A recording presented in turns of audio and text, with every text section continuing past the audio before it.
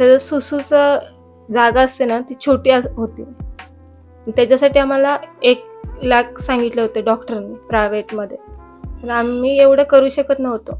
प्रसंग तर खूप कठीण होता आमच्यासाठी. माझं बाळ 2 वर्षाचं होतं आणि त्याला प्रायव्हेट जागेचं इन्फेक्शन झालं होतं. आम्हाला एवढं खर्च करू इतकं आमच्यापर्यंत नव्हतं. तर आम्ही साहेबांच्या ऑफिसमध्ये आलो. साहेबांनी त्याच्याबद्दल सांगितलं आम्हाला. उपवास वगैरे खूप केले. बिना चप्पलची मी 2 महिने चालत होते. आम्ही तर बोलतो देवाच्या जागी आम्हाला देवासारखे साहेबच धावून आले. उपवास केले पण देव तर तिथे उभा राहिले, पण साहेब आम्हाला देवासारखे उभे राहिले. माझ्या बाजूला एक ताई आहेत, त्या मला सरांकडे घेऊन आल्या. त्यांनी मार्गदर्शन केलं आम्हाला ब्लडची पण कमतरता पडली होती, त्यासाठी आम्ही साहेबांना पण कॉल केला होता. साहेबांनी त्यावेळेस पण आम्हाला मदत केली. शस्त्रक्रिया तर खूप छान हे झाले, पण सरांनी पण खूप मार्गदर्शन छान केलं आणि आता ते सक्सेस पण झाले, व्यवस्थित आहे. हा, ऑपरेशनसाठी खर्च जास्त होता आणि रेशनिंग कार्डची गरज होती. आणि आमचं मुंबईचं रेशनिंग कार्ड नव्हतं, ॲक्च्युली आमचं रेशनिंग कार्डच नव्हतं. तर साहेबांनी आम्हाला गणेश नायका साहेबांचं लेटर देऊन आम्हाला 8 दिवसामध्ये रेशनिंग कार्ड काढून दिलं, वाशीचं नवी मुंबईचं लगेच राहत्या घराचं. रेशनिंग कार्ड केल्यामुळं तिकडं NGOला मॅडम पण होत्या, त्यांनी पण खूप सहकार्य केलं साहेबांच्या सांगण्यावरून.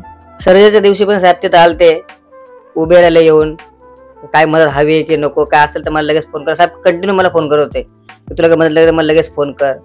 खूप बरं वाटतंय. एक डोक्यावरचं मोठं सगळ्यात मोठं टेन्शन कमी झाले आणि याचं श्रेय मी फक्त गणेश सकपाळ साहेबांना देतो आणि खपके साहेबांना. कारण त्याचं फ्युचर आता सेट झालं ना, त्यामुळे खूप प्रॉब्लेम होते त्याच्यासाठी. ते ऑपरेशन म्हणजे सिम्पल ऑपरेशन नव्हतं, एक मोठी सर्जरी होती. 4 तासाचं ऑपरेशन चालू होतं. 4 तास तर सर ऑपरेशन थिएटर मध्ये होता. सरांचं तर खूप मनापासून आभार दोन्ही पण. नमस्कार मित्रांनो, एक आई आपल्या लेकरासाठी किती कष्ट घेते आणि जेव्हा आपण आजारी पडलो की आपल्या आईला किती वेदना होतात ते या घटनेवरून खरं तर समजतं. आपल्या बाळाला गंभीर आजार झाला हे लक्षात घेतल्यानंतर या मातेने अक्षरशः 2 महिने अनवाणी पायाने उपवास केला आणि कुठेतरी त्याचं फळ म्हणून त्यांना या संस्थेच्या माध्यमातून इतकी मोठी मदत मिळाली की आज त्या चिमुकल्याचं अख्खं भवितव्य सेफ झाले असं म्हणायला हरकत नाही. आणि त्याचं सगळं श्रेय जातं ते गणेश खपके सर, गणेश सकपाळ या सामाजिक संस्थेला. या प्रकरणावर मी एकच सांगेन की असे ऑपरेशन्स वगैरे आपण संस्थेच्या माध्यमातून रोज करतो, परंतु विषय असा होता की गेल्या 2-3 महिन्यापासून त्या महिलेने त्या मुलासाठी तो व्यवस्थित व्हावा, नीट व्हावा म्हणून देवाला नवस केला होता. अक्षरशः ती महिला काही घरात बसणारी महिला नाही, ती नवऱ्याच्या खांद्याला खांदा लावून आपल्या संसारासाठी दुसऱ्याच्या घरी घरकामाला जाऊन धुणी भांडी स्वयंपाक करणारी महिला आहे.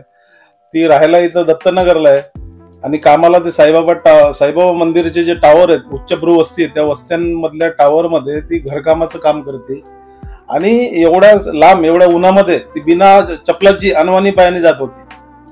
तर ते आमच्याही मनाला कुठेतरी म्हणजे ती गोष्ट एक वेदनादायक होती. तिला बऱ्याच वेळा मी समजावण्याचा प्रयत्न केला की ताई, हे तुझं ऑपरेशन आहे ना 100% आपण योजनेच्या माध्यमातून करू, कारण त्यांना लाखो रुपयाचा खर्च होता, त्यांचा बजेट तेवढा नव्हता. परंतु तो विश्वास देऊन सुद्धा तिने आमचं ऐकलं नाही, कारण ते मुलासाठी कुठंतरी तिचं अंतःकरण दुखत होतं. नंतर ज्यावेळेस आम्ही DY पाटीलला त्यांना पाठवलं तर आम्हाला कळालं की त्यांच्याकडे रेशन कार्डच नाही अजिबात, आणि कुठल्याही ऑपरेशनसाठी रेशन कार्ड फार महत्वाचा विषय असतो. मग आम्ही आदरणीय आमचे मंत्री महोदय गणेशजी नाईक साहेबांकडनं लेटर घेतलं, ते रेशनिंग ऑफिसला दिलं. एक 8 दिवसाच्या आत मॅडम आम्ही त्यांना रेशन कार्ड दिलं.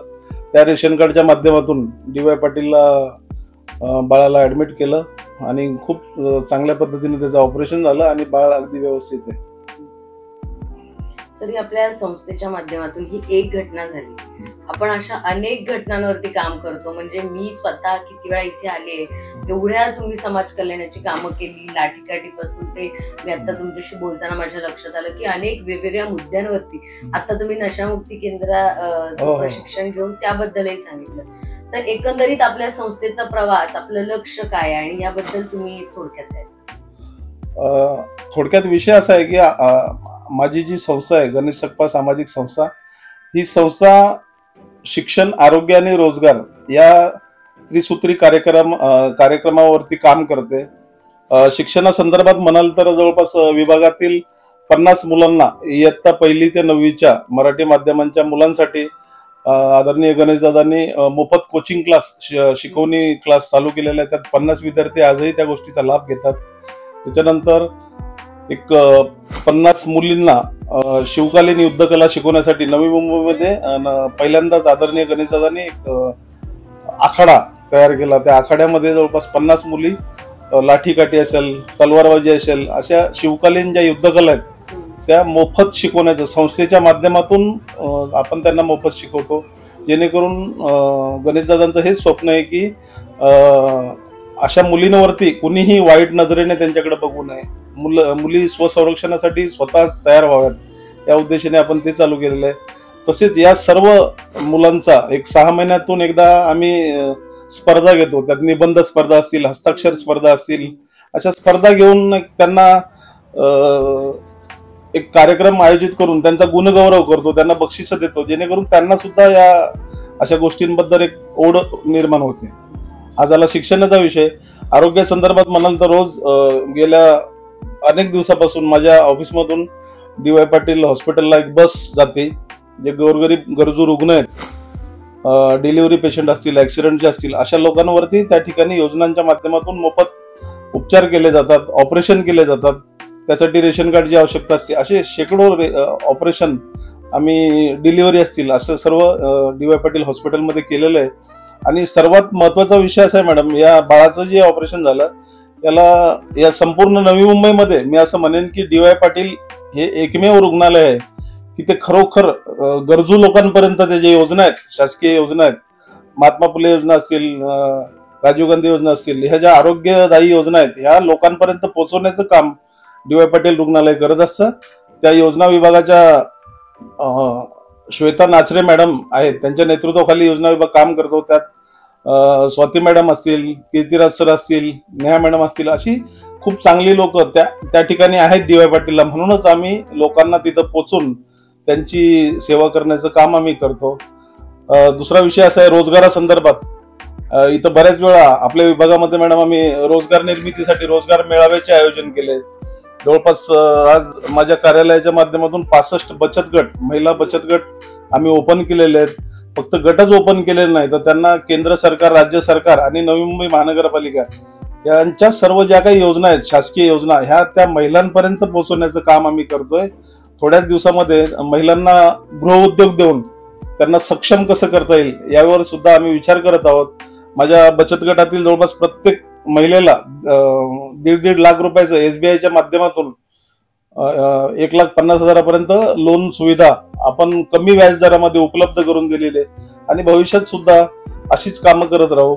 आता काही दिवसापूर्वीच या मार्च एंडिंगला SC आणि ST जात प्रमाणपत्र असलेल्या नागरिकांना, महिलांना स्टँडअप इंडियाच्या अंतर्गत जवळपास 50 लाखापर्यंत लोन अशी स्कीम SBI मध्ये आली होती.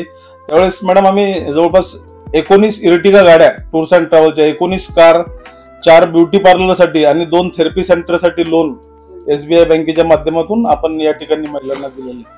या संस्थेच्या माध्यमातून खरं तर आतापर्यंत असंख्य समाज कल्याणाची कामं इतकी सुंदरतेने सुरू आहेत. त्यातलंच एक काम म्हणता येईल ज्याच्यामधून त्या लहान मुलाला त्यांनी अगदी मोफत त्याची शस्त्रक्रिया झाली. बरं, त्याला तातडीने रेशन कार्डही उपलब्ध करून देण्याचं काम या गणेश सकपाळ सामाजिक संस्थेच्या माध्यमातून झालं. आमचे नेते सन्माननीय गणेशदादा सकपाळ यांचे आम्हा सर्व कार्यकर्त्यांना आदेश आहेत की आपल्या कार्यालयामध्ये येणारी महिला ती कुठल्या जातीची, धर्माची, पंथाची, कुठल्या वार्डमध्ये राहते हे कुणीही विचारायचं नाही. प्रत्येक महिलेला आपल्या माध्यमातून मदत झाली पाहिजे आणि ते मदत करण्याचं काम आम्ही या ठिकाणी करतो. जवळपास 1 वर्षामध्ये जवळपास 2 ते 2.25 कोटी रुपये राज्यस्तरीय विशेष वैद्यकीय कक्षाच्या माध्यमातून म्हणा, मुख्यमंत्री वैद्यकीय कक्षाच्या माध्यमातून म्हणा, आम्ही सरकारकडनं आणून वेगवेगळ्या हॉस्पिटलमध्ये वेगवेगळ्या रुग्णांसाठी देण्याचं पवित्र काम या ठिकाणी केलेलं आहे. आणि या कार्यामधून आम्हाला खूप असा लोकांची कामं होतात म्हणून एक चांगला एक आनंद प्राप्त होतो. म्हणून जर आज जवळपास मोतीबिंदूचं तुम्ही म्हणाल तर मी 263 मोतीबिंदू शस्त्रक्रिया गणेश सकपाळ सामाजिक संस्था आणि झुंझुनवाला रुग्णालय पनवेल यांच्या संयुक्त विद्यमाने दर महिन्याला आपण घनसोली येथे शिबिर घेतो. त्या शिबिरामध्ये दर महिन्याला कमीत कमी 50 रुग्णांच्या शस्त्रक्रिया या ठिकाणी संस्थेच्या माध्यमातून मोफत केल्या जातात आणि असे बरेचसे विविध उपक्रम संस्थेच्या माध्यमातून घेण्यात येतात आणि त्यांचा नागरिकांना फार मोठा फायदा होतो आणि त्यांचा फायदा हाच आमचा आनंद आहे. तर मला खरं तर या एक विचार या माझ्या चॅनलच्या माध्यमातून हेच सांगायचंय, समाज कल्याण करणारी खरं तर अनेक लोक असतात आणि राजकारण्यांकडे त्याची विशेष जबाबदारी असते, पण कुठलंही राजकीय पद नसताना आपल्या स्वतःच्या मेहनतीतून गणेश सकपाळ आणि गणेश खपके सर या सामाजिक संस्थेच्या माध्यमातून असंख्य जनकल्याणाची कामं करतायत आणि त्याच्यामध्ये त्यांचा कुठलाही राजकीय हस्तक्षेप नाहीये, पण स्वतःच्या इच्छेने हे सगळं काम करतात आणि ही खूप मोठी गोष्ट आहे खरं तर आणि सगळ्यांना प्रेरणा देणारी आहे. त्यामुळे तुमच्या जर काही अडचणी असतील तर तुम्ही या संस्थेशी नक्की संपर्क करा.